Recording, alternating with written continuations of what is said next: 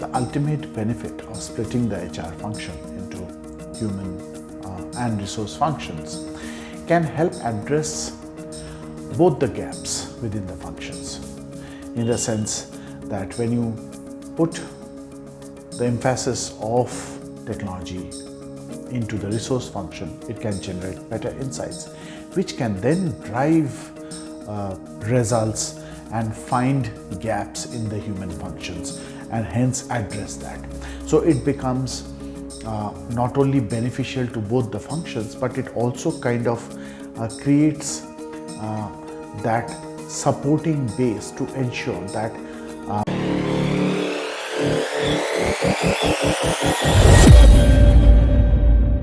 this has been much discussed, much publicized, especially post chatgpt, and people have been very keen to hear about it.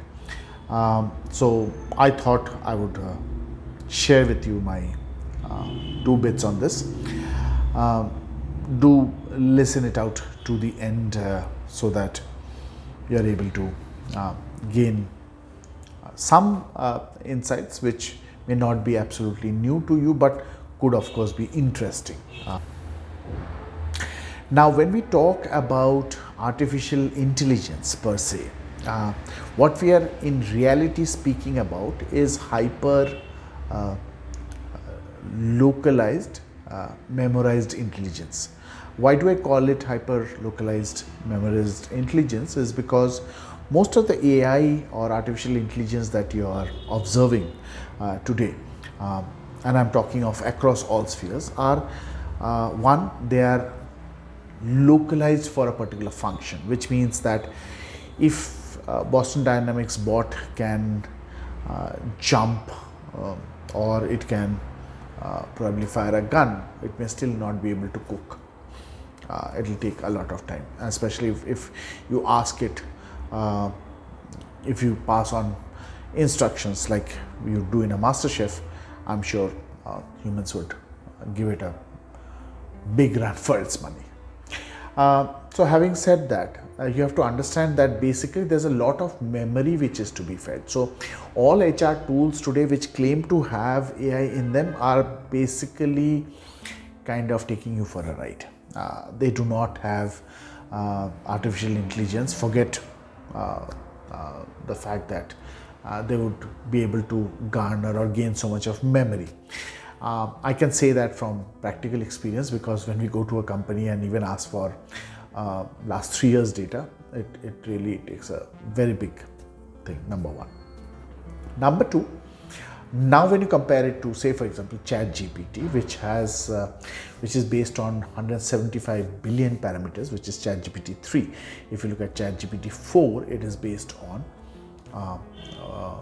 more than 100 trillion parameters. So there's absolutely no comparison when it comes to tools. So if anyone is trying to come and sell you saying this is an artificial intelligence product, please question them, or take me in as your consultant. I'll do a better job of basically at least helping you negotiate a good price for it. Now let's come to the impact.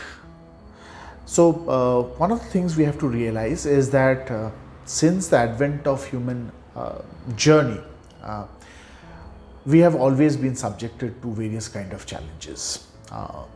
So if you look at our first ancestors, which is the hunter-gatherers, what you'll notice is that, say for example, the moment you came to a point where you would have to cross a river, so people who could not have been good swimmers could have been left out. Right.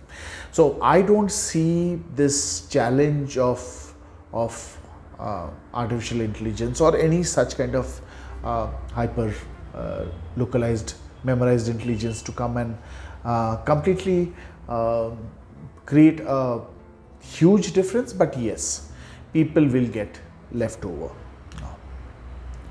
Now this is not happening for the first time. It has happened earlier. Banking and finance industry has been affected by technology per se. So has been the media industry, so specifically after the boom of social media. Now there are two things we have to understand here. One, of course, that if you are if you have some kind of a tech phobia, that's the first thing you have to let go of. Right? You have to accept the fact that technology is here to stay. Digitization is the way to move forward, and accepting it the earlier will make your life and your career better. You do not have to be a hardcore practitioner like me, but you may still would want to see how you can at least cultivate a nature and a way of accepting them and using them in various parts of your processes. I'm sure a lot of companies today do some bit of analytics, some bit of analysis, some bit of Power BI, Excel stats in their processes, so which is a good sign. Now, how does HR as a function hence kind of face artificial intelligence as a challenge, and how does it come through it? I have written about this in one of my articles dated February the 10th in my Medium. You can see it here, and those interested, I will leave a link in the description below. You can go and read the article. So there I have cited this vision that human resources as a function needs to be split. So it needs to be split into two parts. There is the human part of the function and there's the resources part of the function. So while the human part is about satisfying employees, satisfying stakeholders, influencing influencing markets, creating employer branding, observing results, measuring performance and productivity, and finally asserting policies and certain objectives, like say for example your DI objectives, your ESG objectives. So that part is the human function part. Now if we look at the resource part of it, the resource part covers budgets, becomes very integral, then it's insights, and then there's processes and there's decisions. Now if you notice among these two functions, you will find that there is something very unique and very different about these two functions. What are they? So one is of course driven by resources, right, as the name suggests, while the other one is very human driven. But that's not the key difference. The key difference is that it takes any resource function almost as a process, and as a function itself delivers value, which means when I do any kind of budgetary activity, right, it automatically delivers value in the sense that it gives me insights. It tells me exactly where I'm failing in my budgets, or where my processes are not exactly as per the time and schedules, where my decisions are not yielding the right kind of results that I need. So they become very measurable, and hence you don't need to put a lot of hard work to generate value or to showcase value. Whereas in the human function, if you notice, it becomes much more difficult to generate and showcase value to your stakeholders, to your management, right? And hence it is much wiser if you can first of all split the function, so that you create a wall where the resource function could be handed over for technological innovation and introducing various kinds of machine learning and other bits of hyper-localized, memorized intelligence. Whereas the human function, if it needs to, of course, someday go into those kind of interventions, they should be done in a much more pragmatic and in a much more careful manner, which also means that based on the teams, you can start developing and nurturing technical teams within human resources to ensure that at least the resource function gives you insights and inputs which you can use to then use the human function to hence bring in much better and much clearer results for business to benefit and appreciate the human resource function. And that will give the act of splitting both the functions a great dynamic dividend. The ultimate benefit of splitting the HR function into human and resource functions can help address both the gaps within the functions, in the sense that when you put the emphasis of technology into the resource function, it can generate better insights, which can then drive results and find gaps in the human functions and hence address that. So it becomes not only beneficial to both the functions, but it also kind of creates that supporting base to ensure that instead of an intermingling and kind of half-baked, incomplete understanding of the functions in their individual capabilities, what you're trying to do is you're trying to create ownership of one moderating and controlling the human function, and the other the task of generating insights and decisions to help improve upon the human function. Look, we have to understand one thing very clear here. Today, honestly, no jobs are safe. In fact, one of the buzzwords was that the low-end jobs will go away, right? At least the high-end jobs may not be automated so far. But let me tell you, it is actually happening the opposite. Intelligence and all kind of machine learning is now being targeted to first capture the high-end and remove the high-end jobs, not because they are high-end, because they entail a larger amount of human risk.